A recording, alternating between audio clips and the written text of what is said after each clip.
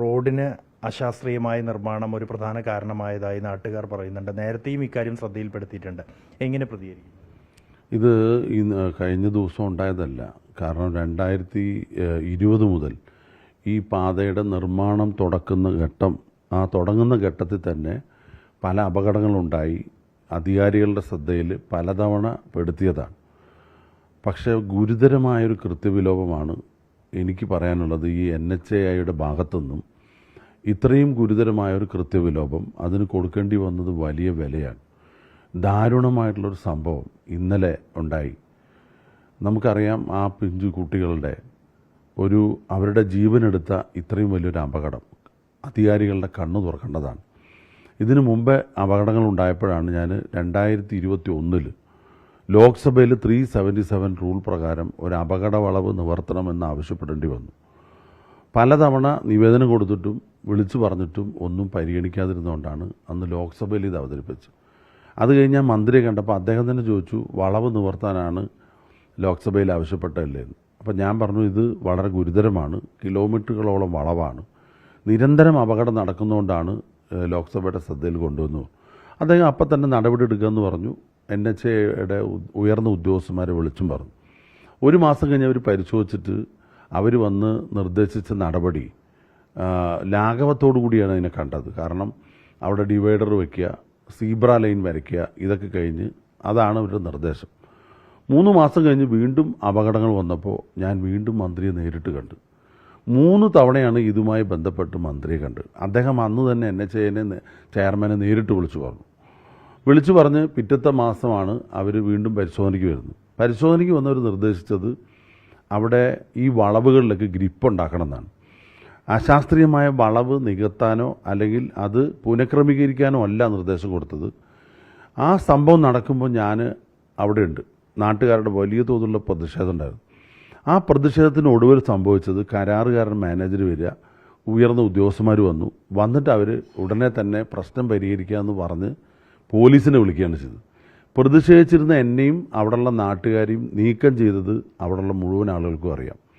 അപ്പോൾ അവിടെ അഭിപ്രായം പറയാൻ പറ്റില്ല, നിർദ്ദേശം നൽകാൻ പറ്റില്ല. അത് ഞങ്ങൾ ഉണ്ടാക്കിയ ആ എസ്റ്റിമേറ്റ് പ്രകാരമാണ് പണി നടത്തിയിരിക്കുന്നത്, അതിനാണ് നിർദ്ദേശം തന്ന്, അതിനാണ് ഇത് ചെയ്യുന്നതെന്നൊക്കെ പറഞ്ഞ് തടി തപ്പുമായിരുന്നു അന്നത്തെ കരാറുകാർ. യഥാർത്ഥത്തിൽ ഇപ്പോഴും ആ പണി പൂർത്തിയായിട്ടില്ല. അതായത് ആ ഹൈവേയുടെ പണി പൂർണ്ണമായി എത്തിയിട്ടില്ല. പലപ്പോഴും കാലാവധി കഴിഞ്ഞത് നീട്ടിക്കൊടുക്കുകയാണ് ഉദ്യോഗസ്ഥന്മാർ ചെയ്യുന്നത്. അതായത് നീട്ടിക്കൊടുക്കുക വെറുതെ നീട്ടുകയല്ല, എസ്റ്റിമേറ്റ് റിവൈസ് ചെയ്തുകൊണ്ടിരിക്കും. കോടിക്കണക്കിന് രൂപയുടെ പ്രവൃത്തിയാണ്. ഇവിടെ എനിക്ക് തോന്നുന്നത് കരാറുകാരുടെ ഇംഗിതത്തിനനുസരിച്ച് ഉദ്യോഗസ്ഥന്മാർ നിൽക്കുകയാണ്. ഈ ഉദ്യോഗസ്ഥന്മാരുടെയും കരാറുകാരുടെയും അവിശുദ്ധമായ കൂട്ടുകെട്ടാണ് ഈ അശാസ്ത്രീയമായ പാതയ്ക്ക് പിറകിലുള്ളത്. അതിന് കൊടുക്കേണ്ടി വന്നത് ഒരുപാട് ജീവനുകളാണ്. നിങ്ങളറിയാം, ഇന്നലെ നടന്നതും ഇതിനു മുമ്പ് നടന്നതൊക്കെ നിർധനരായ പാവപ്പെട്ട സാധാരണക്കാരായ ആളുകളാണ് ഈ അപകടത്തിലൊക്കെ പെടുന്നത്. ജീവൻ നഷ്ടപ്പെട്ടവർ, കുടുംബനാഥം നഷ്ടപ്പെട്ടവർ വരെ അവിടെയുണ്ട്. 50-ലധികം മരണങ്ങൾ ആ ഹൈവേയിൽ പാലക്കാട് തൊട്ട് മണ്ണാർക്കാട് വരെ നടന്നിരിക്കുക. ഇത്രയും ഗൗരവമായ വിഷയം കേന്ദ്രമന്ത്രിയുടെയും NHAIയുടെ ചെയർമാനെയും ഒക്കെ ശ്രദ്ധയിൽപ്പെടുത്തിയിട്ട് പോലും അവരോട് പലപ്പോഴും പരാതി പറഞ്ഞിട്ട് പോലും നടപടിയെടുക്കാത്ത ഉദ്യോഗസ്ഥന്മാർ ഈ കരാറുകാരുമായിട്ട് ഒത്തുകളിക്കുകയാണ്. അപ്പോൾ അവർക്ക് വേണം പണമാണ്, അവർക്ക് വേണ്ട അഴിമതിയാണ്. അപ്പോൾ അതിന് ആ കരാറുകാരുടെ ഇംഗിതത്തിനനുസരിച്ച് അവിടെ ധാരാളം മഴ പെയ്യുന്ന സ്ഥലമാണ്. ഈ കല്ലടിക്കോട് എന്ന് വെച്ചാൽ മഴ നിഴൽ പ്രദേശം കൂടിയാണ്. വേനൽക്കാലത്ത് പോലും മഴ പെയ്യും. അപ്പോൾ ഒരു മഴ ചാറിയാൽ അവിടെ അപകടമാണ്. ബൈക്ക് അപകടങ്ങൾ ധാരാളം നടന്നു, ഓട്ടോറിക്ഷ, സ്കൂട്ടർ, പലതരത്തിലുള്ള അപകടങ്ങൾ പല മേഖലയിൽ നടന്നിട്ടുണ്ട്. ഈ അപകടകരമായ വളവ് ഒരു പ്രധാനപ്പെട്ട പ്രശ്നമാണ്. അതുകൊണ്ട് നാട്ടുകാർക്കറിയാം, സാധാരണ ആളുകൾക്കറിയാം അതിൽ യാത്ര ചെയ്യുന്നവർ. ആ വളവ് ദീർഘദൂരം വളവാണ്, ഒരു ഭാഗം ചെരിഞ്ഞിട്ടാണ്. അല്പം വേഗതയിൽ വണ്ടി വന്നാൽ തീർച്ചയായിട്ടും അത് മറിഞ്ഞു വീഴും. പല വീടുകളിലേക്ക് വണ്ടി പോയിട്ടുണ്ട്, പല മതിലിടിച്ചിട്ടുണ്ട്. അവിടെ പെയ്യുന്ന വെള്ളം വീടുകളിലേക്ക് കുത്തിയൊലിച്ചിറങ്ങി വീട്ടിൽ താമസിക്കാൻ പറ്റാതായിട്ടുണ്ട്. ഈ കാര്യങ്ങളൊക്കെ ഉന്നയിച്ചിട്ടും അതിനൊരു പരിഹാരം കാണാത്ത ഗവൺമെൻറ്റുകൾ, സ്റ്റേറ്റ് ഗവൺമെൻറ് കൊടുത്തിട്ടുണ്ട്, PWD ഡിപ്പാർട്ട്മെൻറ്റ് കൊടുത്തിട്ടുണ്ട്. ഈ റോഡിൻ്റെയൊക്കെ ഉദ്ഘാടനം നടക്കുമ്പോൾ അതിൻ്റെ മുമ്പിൽ മേനി നിടിക്കാൻ മന്ത്രിയും പരിവാരങ്ങളൊക്കെ വരാറുണ്ട് സംസ്ഥാനത്തും. അപ്പോൾ നാഷണൽ ഹൈവേ എന്ന് പറയില്ല. 2 കൂട്ടരും ഒരുപോലെ കുറ്റക്കാരാണ്. കേന്ദ്ര ഗവൺമെൻറ്റും സംസ്ഥാന ഗവൺമെൻറ്റും ഈ ആളെ കൊല്ലുന്ന ഈ കോൺട്രാക്ടർമാരുടെ നിലപാടിന് ഒപ്പമാണ് ഉയർന്ന ഉദ്യോഗസ്ഥന്മാർ. അതുകൊണ്ട് ഇവരുടെ അവിശുദ്ധ സഖ്യം പുറത്തു വരണമെങ്കിൽ ഈ റോഡിൻ്റെ നിർമ്മാണം തൊട്ട് ഇതുവരെയുള്ള കാര്യങ്ങൾ അന്വേഷിക്കണം. ഇത് നടപടിയെടുക്കാത്ത, ഈ പരാതികൾ കിട്ടിയിട്ടത് പരിഹരിക്കാത്ത ഉദ്യോഗസ്ഥന്മാർക്കെതിരെ യഥാർത്ഥത്തിൽ കൊലക്കുറ്റത്തിന് കേസെടുക്കണം. കരാറ് കമ്പനിക്കാർക്കെതിരെ കൊലക്കുറ്റത്തിന് കേസെടുക്കണം. ഈ 4 ജീവൻ നഷ്ടപ്പെട്ടു എന്ന് പറഞ്ഞത് അവർക്ക് അതിൻ്റെ വേദന അറിയില്ല, നഷ്ടപ്പെട്ട കുടുംബങ്ങൾക്ക് അറിയുള്ളൂ. അലറി വിളിച്ച് കരയുകയാണ് മാതാപിതാക്കൾ. അപ്പോൾ മക്കളെ വളർത്തി വലുതാക്കുന്ന അവർക്ക് വലിയ ബലി കൊടുക്കേണ്ട ഒരു സ്ഥിതിയാണ് ഈ അപകടം മൂലമുണ്ടായത്. അതുകൊണ്ട് കേന്ദ്ര ഗവൺമെൻറ് കർശനമായ നടപടിയെടുക്കണം. ഇത് മിനുക്കുപണി കൊണ്ട് തീരുന്നതല്ല. ആ അപകട വളവ് നിവർത്തണം. ഈ ഹൈവേയുടെ പണി പൂർണ്ണതോതിലാക്കി അവസാനിപ്പിക്കണം.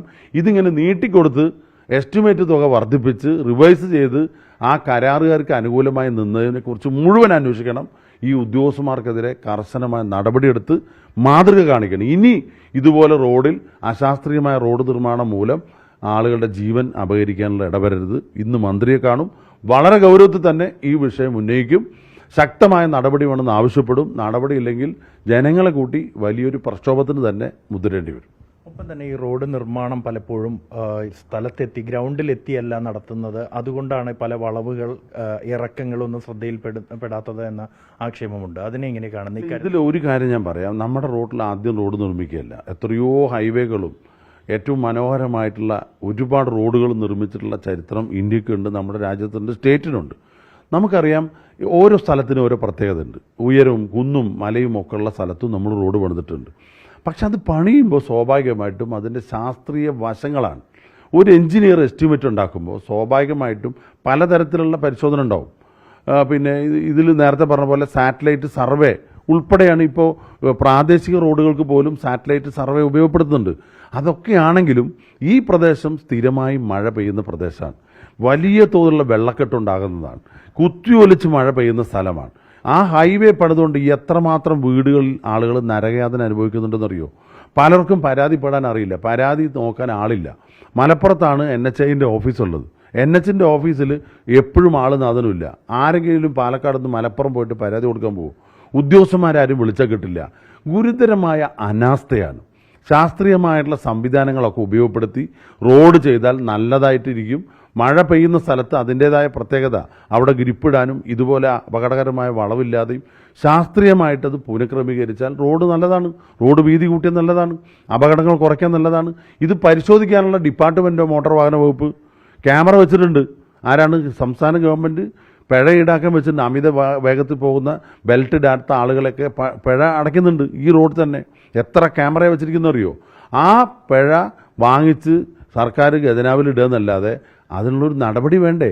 ഈ പിഴ വാങ്ങിച്ചാൽ മാത്രം അപകടം കുറയുമോ? അപ്പോൾ സ്വാഭാവികമായിട്ടും ഏറ്റവും കൂടുതൽ അപകടം നടക്കുന്നവിടെ പരിശോധിച്ച് ആ റെഡ് സ്പോട്ട് നോക്കി, ബ്ലാക്ക് സ്പോട്ട് നോക്കി അതിന് ഒരു നടപടി എടുക്കാനല്ലേ ഈ ഡിപ്പാർട്ട്മെൻറ്റൊക്കെ. ജനങ്ങളുടെ നികുതി കാശല്ലേ. ഈ കോടിക്കണക്കിന് രൂപ എന്ന് വെച്ചാൽ കരാർ കമ്പനിയുടെ സൗജന്യമല്ലല്ലോ, ഉദ്യോഗസ്ഥന്മാരുടെ സൗജന്യമല്ലല്ലോ.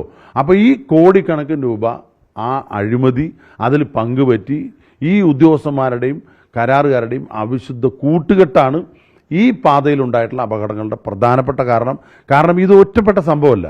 5 വർഷം 4 വർഷമായി പരാതി ഉന്നയിച്ച് അതിന് കൃത്യമായൊരു നടപടി പരിഹാരം ഉണ്ടാക്കാതിരിക്കാൻ ഇവിടെ എല്ലാം അവിശുദ്ധ കൂട്ടുകെട്ടല്ലേ. അപ്പോൾ കരാറുകാർ പറയുന്നത് പോലെ പ്രവൃത്തി നടത്തുക, അതാണ് ഉദ്യോഗസ്ഥന്മാർ.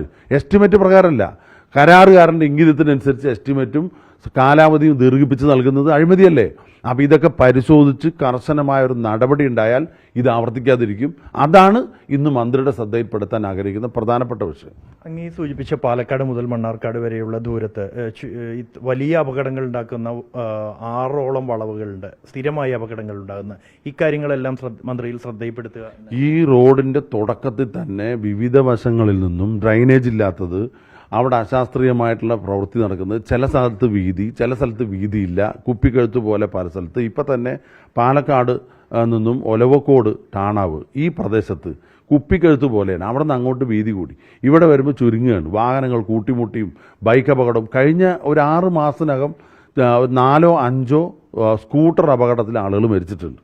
ഇതേ ഹൈവേ ആണ്.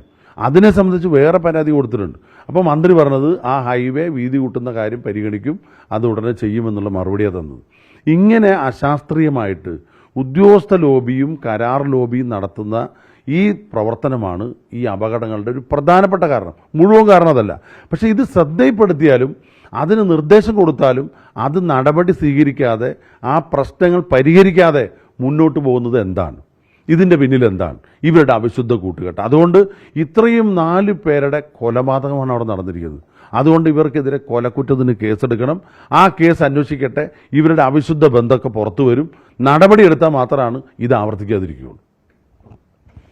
എന്തായാലും നാടിനെ നടുക്കിയ ഈ അപകടം അത് കേന്ദ്രമന്ത്രിയുടെ ശ്രദ്ധയിൽപ്പെടുത്തുമെന്നും വിഷയത്തിൽ അശാസ്ത്രീയമായ റോഡ് നിർമ്മാണം പരിഹരിക്കുന്നതിനായി നടപടി ആവശ്യപ്പെടുമെന്നാണ് വി കെ ശ്രീകണ്ഠൻ MP വ്യക്തമാക്കുന്നത്. ആശിഷ് മട്ടുവിനൊപ്പം ബൽറാം നെടുങ്ങാടി, 24 ഡൽഹി.